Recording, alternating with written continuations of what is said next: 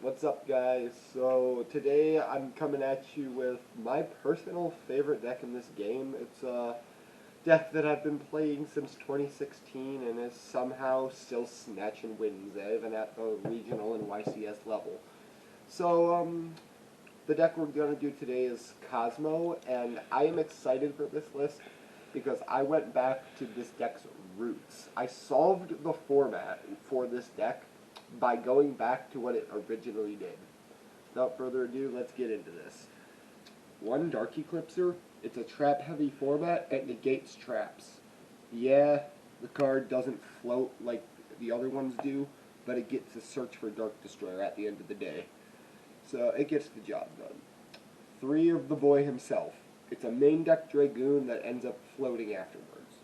Pretty good, right? Yeah, you know. 2 Forerunner, the 3rd untargetable. It's realistically one of the biggest bodies. It's all around just a well-rounded card. And sometimes the life game does actually come up. 3 Slip Rider. It's back row removal, makes infinity, and it's still a machine, which will come up in the spell section. But all around, not a bad card, solid attack, solid card overall. 2 Dark Lady. Most people only play 1. I really like 2. It's a solemn strike on legs, and it summons one of the big boys. What more can you ask for? On top of that, it has a solid attack, so it's like 1 Wicked Witch, pretty self-explanatory. It makes itself unkillable, and it's got a 1900 attack stat, pretty sassy. 1 Sword Troopers. Literally, it's just a pilot in this specific build. It almost never comes up that you need other effect, but if it does, it's there. And I am playing an exact same ratio of 9 ships to 9 pilots, excluding Dark Lady, because she's the only pilot you can't actually normal summon. 2 Farmgirl. That's the game. That's the name of the game. You have this card and this card, and you win.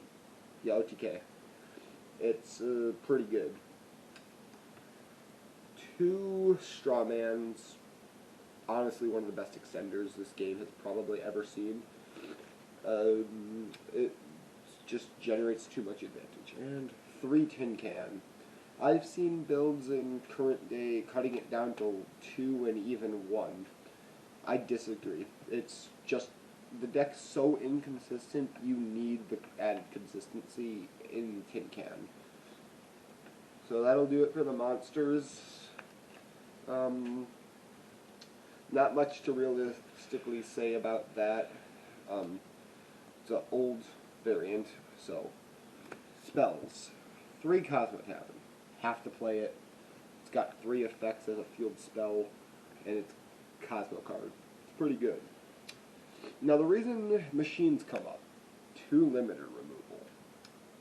Yeah, card came back to 3, and my first reaction was, I can break Kozmos. Yeah, it works pretty well. When you're playing Farmgirl OTK, doubling your ship's attacks and then having them float at end phase, it really does come up. 1 Reborn, Tin Can dump stuff to the grave, Reborn summons that stuff back. 1 for 1, gets you into Tin Can pretty quickly.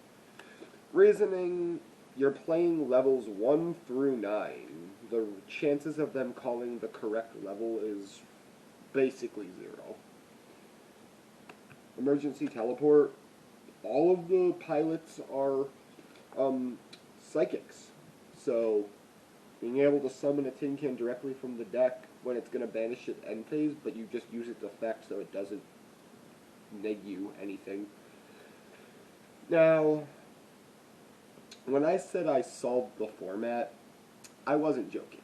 Most people are opting to not even play this card at all anymore. I could not disagree more. Kozmo Joe. I play 3 of this card. It's non-targeting removal that pops one of your Kozmo monsters. You get to float, you remove stuff from without targeting. It's all around just generically the best card in this deck by my personal opinion.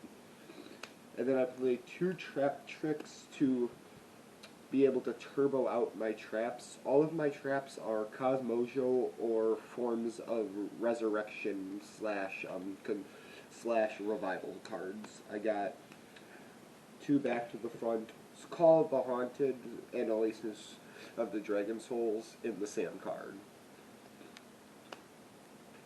Storm Dragon's Return. All of the cards banish themselves for their effects. Storm Dragon Return allows you to take advantage of that and get them back to the field and then to the hand. And then last but not least, Call of the Haunted. As for the extra deck, the deck's really not reliant on it like at all.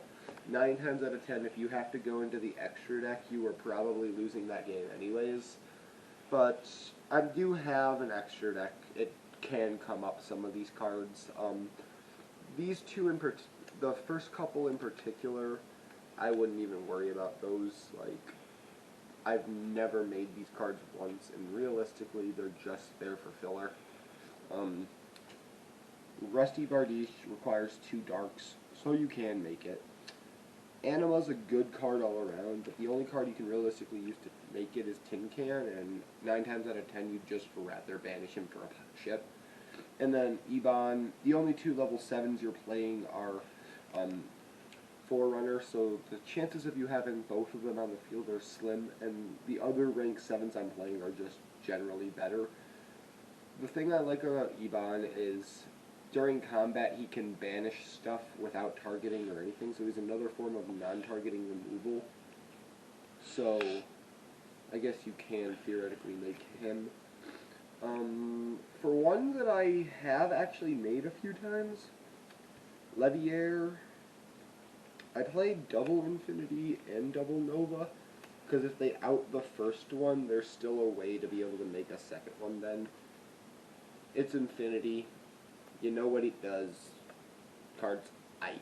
And then I play Durendal. So it basically allows you to redirect their stuff to their stuff. For rank 8s, I'm playing Dingirsu, Galaxy Eyes Tachyon, and 38. You're probably never making Tachyon, but at the end of the day, he's a 3k attack in board wipes. Dingirsu, slightly worse, comes up, and 38's just a hell of a card. And then, to round off the extra deck, I'm playing 3 more rank 7s in the form of Red Eyes Flare Metal, Big Eye, and Dracosac. Yeah, Dracosac you're never going to make. Big Eye you're almost never going to make. About the only rank 7 you're probably ever going into in this deck is Flare Metal, and that's like if you want to go from playing Hyper Aggro to Hyper Control. Because this deck can do that. This deck can do just about everything. It can play Hyper Aggro, it can play Hyper Control, it can play Stun, it can play the long game, it can play the short game. It's just all around one of the most well-rounded decks, and I love the deck. It adapts so well from format to format, and the deck is just my personal favorite deck in every way. Thank you for watching. If you liked the video, please consider liking and subscribing to our channel. Have a wonderful day.